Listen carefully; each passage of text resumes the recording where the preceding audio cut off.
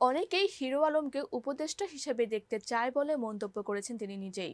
Hero Alam বলেন, গত 2 দিন ধরে দেশের বিভিন্ন জেলা থেকে কল আসছে, পোস্ট করছে, ভাই আপনাকে উপদেষ্টা হিসেবে দেখতে চাই। ফারুকী ভাইয়ের থেকে হিরো আলমকে দেওয়া ভালো ছিল।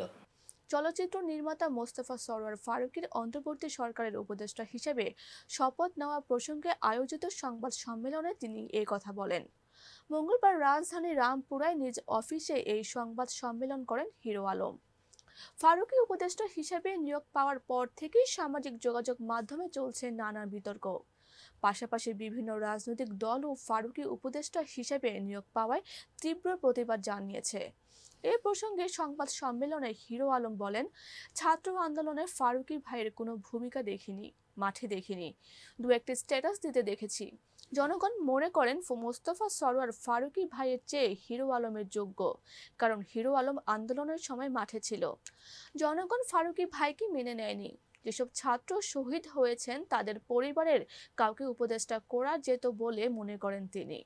ফারুকীকে উপদেষ্টা করা নিয়ে প্রশ্ন তুলে আলোচিত এই কন্টেন্ট ক্রিয়েটর বলেন, তাকে যে উপদেষ্টা বানিয়েছেন এর আগে কি একবারও জনগণের সঙ্গে বিষয়টি নিয়ে কথা বলেছিলেন?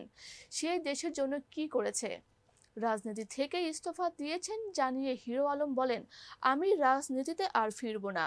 আমাকে নিয়ে আজে বাজে মন্তব্য কেউ করবেন না, কারণ আমি যদি উপদেষ্টা হতে চাই আপনারা বলবেন হিরো আলমের যোগ্যতা নাই, দেশের একটি অযোগ্য লোককে স্থান দিল। আবার লেখাপড়া চেহারা ছাড়া আর কোনো দিক থেকে অযোগ্য নন দাবি করে তিনি বলেন, হিরো আলম রাজনীতির মাঠে কথা বলতে পারে, বিপদে পাশে মানুষের দাঁড়াতে পারে, যে কোনো অন্যায় অত্যাচার প্রতিবাদ করে, এমন সব দিক থেকে যোগ্যতা আছে। শুধু দুটো যোগ্যতা নাই, হিরো আলমের লেখাপড়া নাই, হিরো আলম দেখতে সুন্দর না।